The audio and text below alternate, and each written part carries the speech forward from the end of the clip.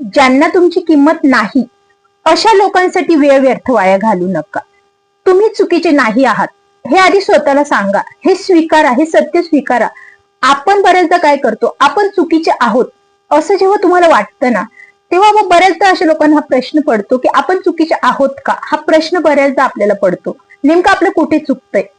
पण कारण वेगळं असतं. खरं तर समोरची जी व्यक्ती असते ना, ती आपल्याला समजून घेत नसते, ती आपली कदर करत नसते आणि आपण तरीही स्वतःला दोष देत राहतो. का, कशासाठी? मग ही वेदनेची जी ओळख आहे, या वेदना ज्या असतात, त्रासदायक वेदना ज्या स्वतःला आपण करून घेतो, त्या वेदनेची ओळख कोणत्या नात्यांपासून जी होते.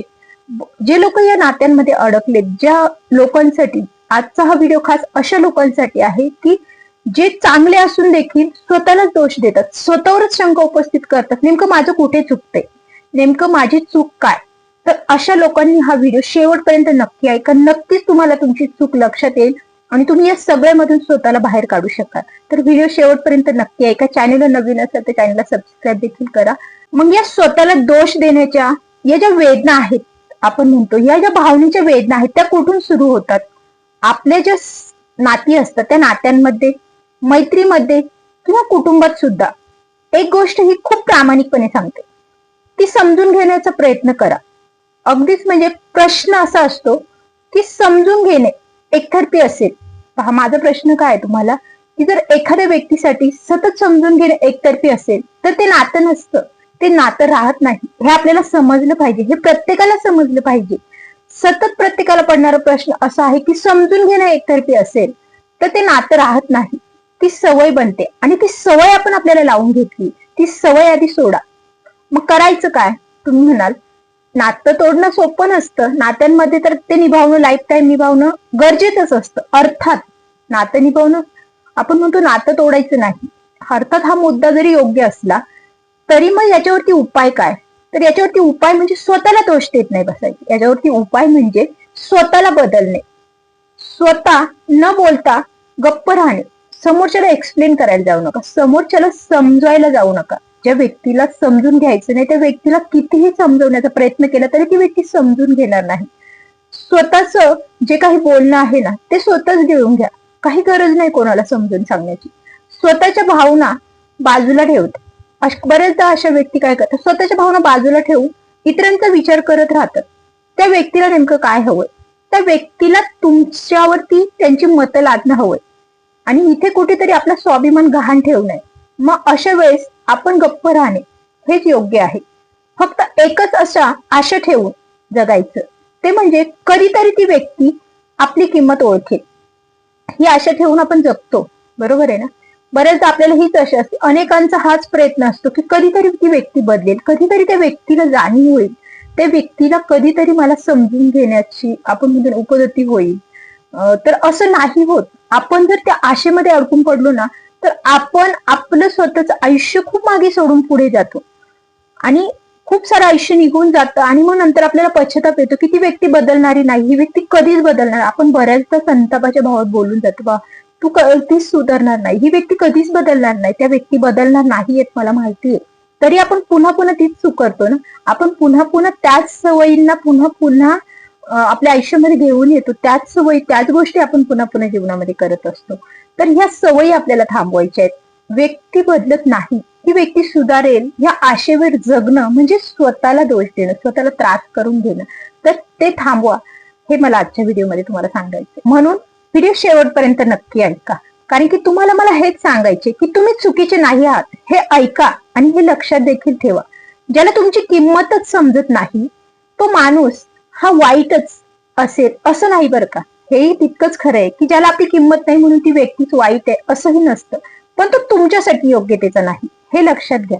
तो इतरांसाठी योग्य असू शकतो, आपल्यासाठीच तो वाईट असतो. एक छोटस उदाहरण देते. बऱ्याचदा कुटुंबामध्ये महिलांचा हा प्रॉब्लेम होतो की माझा नवरा मला समजूनच घेत नाही. तो वाईट असं नाही, तो त्याच्या घरच्यांसाठी खूप चांगला आहे, त्याच्या घरच्यांना तो प्रचंड प्रेम करतो, घरच्यांना समजून घेतो, त्यांची चुकीची बाजू देखील तो पोटात घालतो. पण तो मलाच समजून घेत नाही. याचा अर्थ काय होतो, तो आपल्यासाठी योग्य नाही. तो व्यक्ती म्हणून चांगला आहे पण तो माझ्यासाठी योग्य नाही. मग तो माझ्यासाठी कधीतरी बदलेल ही आशा ठेवणं योग्य आहे का? नाही ना. मुळात ती व्यक्ती वाईट नाहीये, त्याच्यात चांगले गुण आहेत, तो चांगलं वागू शकतो, पण तो तुझ्यासोबत चांगलं वागत नाही. याचा अर्थ इनडायरेक्टली तू जर आशेचा किरण ठेवून जगलीस तर तुझं आयुष्य असंच व्यर्थ वाया जाणार आहे. त्यामुळे तू आशा करणं सोडून दे. ती व्यक्ती तुझ्या योग्यतेची नाही हे स्वतःला सांग, हे स्वतःला समजव. जास्त प्रेम करणारे असू शकतात अशा व्यक्ती, जास्त प्रेम करणारे असू शकतात, जास्त समजून घेणारे सुद्धा असू शकतात, जास्त सहन करणारे देखील असू शकतात, पण ही कमजोरी नाही बरं का. मग अशा वेळेस बऱ्याचदा काय होतं नात्यांमध्ये, काही व्यक्ती खूप सारं प्रेम करतात, समोरच्या व्यक्तीला बदलण्यासाठी तिच्यावर अतोनात प्रेम करतात.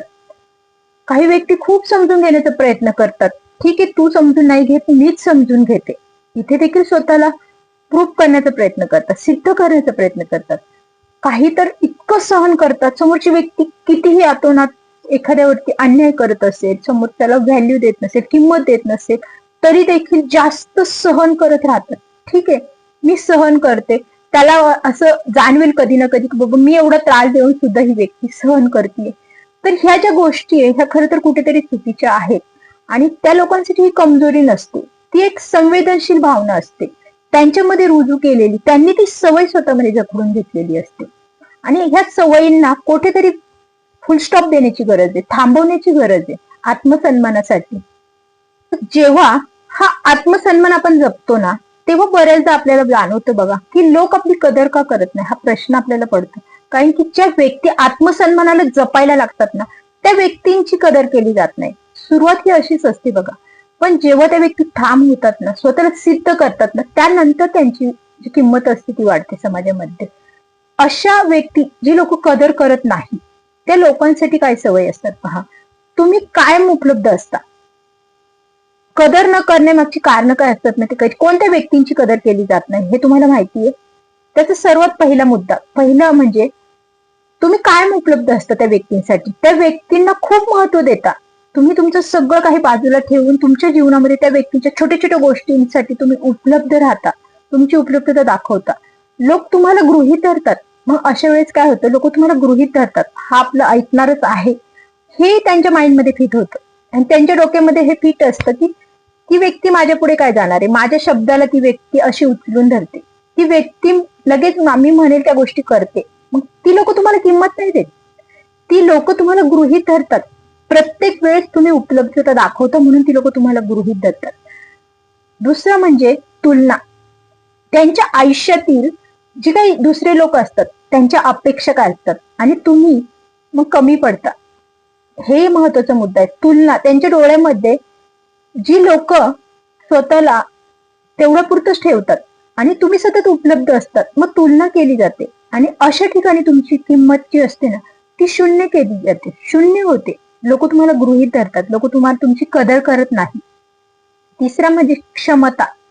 स्वतःमध्ये कमतरता, क्षमतेची कमतरता असणे. मग ही क्षमता म्हणजे काय, सगळ्यांच्या भावना समजवण्याची क्षमता नसते. सगळ्यांच्या भावना समजून घेत जर बसलं तर मग स्वतःच्या भावनेचं काय. काही लोक इमोशनली अनव्हेलेबल असतात, ते अटॅच होत नाही इतरांशी, ते इमोशनली सगळ्यांशी अटॅच होत नाही, ते प्रॅक्टिकल वागतात, जशाच तसं वागतात. ज्या त्या व्यक्तींना जिथे तिथे कशी व्हॅल्यू द्यायची, कशी किंमत द्यायची हे त्यांच्या माइंडमध्ये फिट असतं. त्यांचं ते नेचरच असं असतं की प्रॅक्टिकल वागणं. समोरची व्यक्ती जशी असते तसे त्या क्षमतेने, त्या योग्यते त्या व्यक्तीशी बिहेवियर त्यांचं असतं. मग अशा या गोष्टी समजून घेणं खूप म्हणजे गरजेचं असतं. या सवय लावून घेणं गरजेचं असतं. तर लोक तुमची किंमत कदर करत नाही, आणि कदर का करतात, तर हा मुद्दा आपण आज स्पष्ट केला. मग आता प्रश्न असा पडतो की मग नेमकं करायचं काय, कदर करणाऱ्यांपैकी बनायचं की कदर न करणाऱ्यांपैकी बनायचं.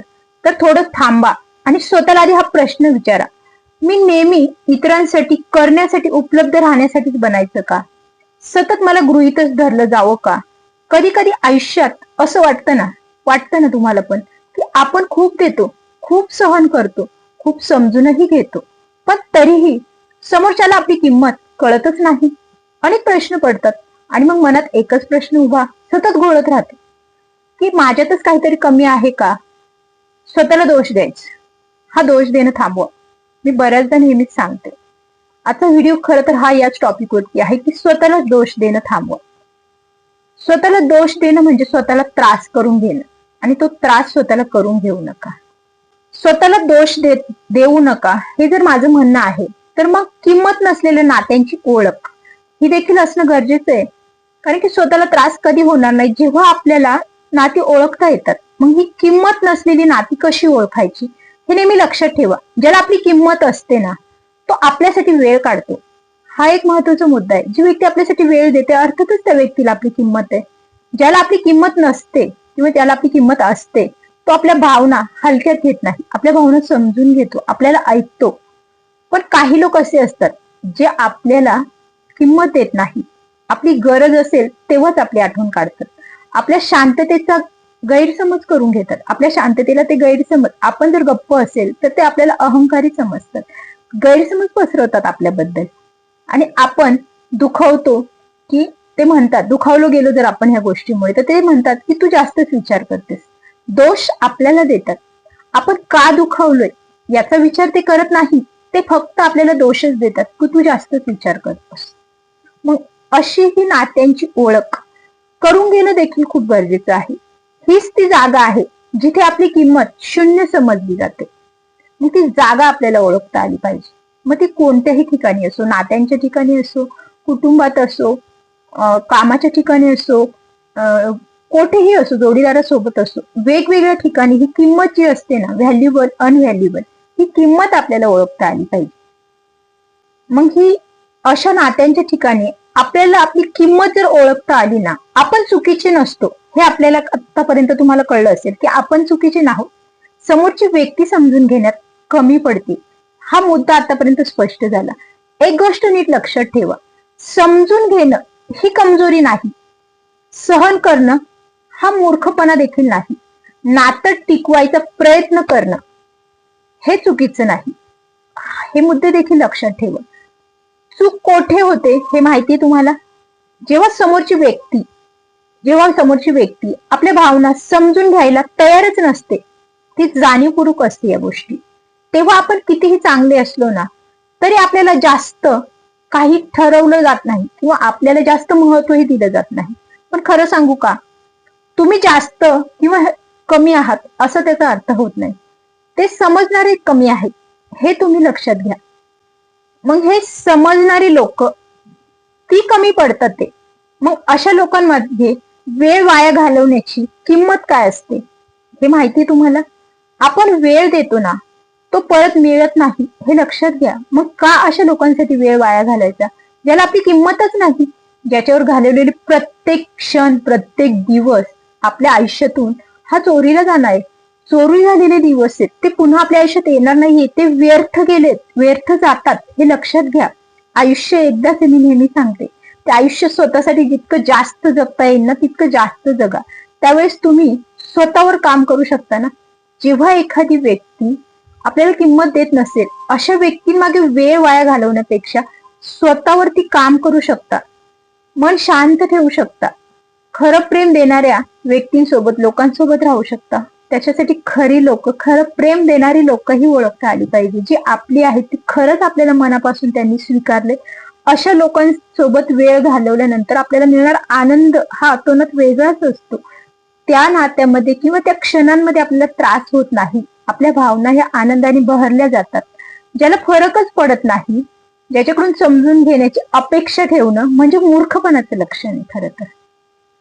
आणि मग ही चूक न करता समोरची व्यक्ती नेमकी कुठे चुकते हा विचार देखील आपण करत राहतो. समोरची व्यक्ती चुकते हे आपल्याला माहिती आहे ना. कधी कधी समोरची व्यक्ती अशी असते ना, तिला आपली किंमत माहीत नसते किंवा माहीत असूनही ती दुर्लक्ष करत असते.